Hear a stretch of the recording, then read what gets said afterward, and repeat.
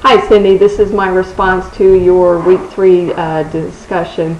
I think that you brought up some really good points when you were talking about the Arab-Israeli conflict. And that was something that really stood out to me in the reading.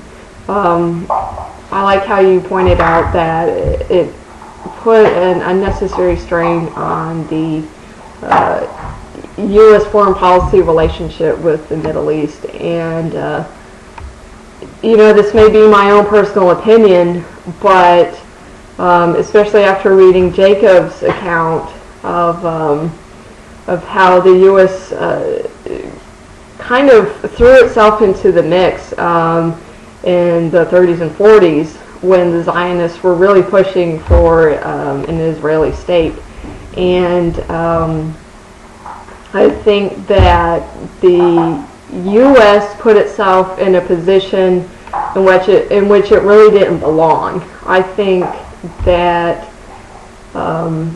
it used its preconceived judgments, preconceived prejudices, and by prejudices I mean that it was historically aligned with the Jewish population instead of the Arab population.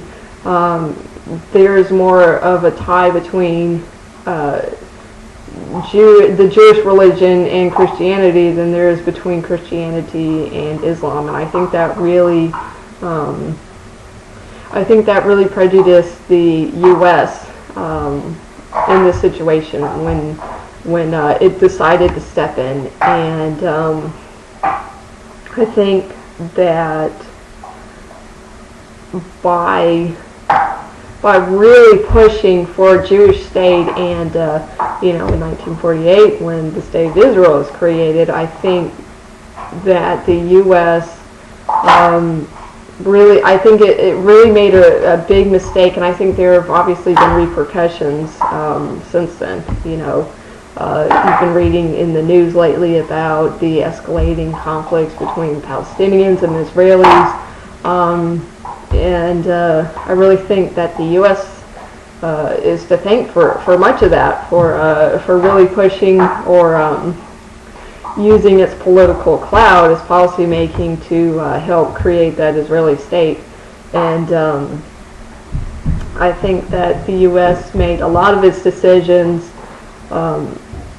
based on, like I said, its preconceived notions, its prejudices, and possibly a misunderstanding of the region. So I think you definitely brought up some good points during this discussion.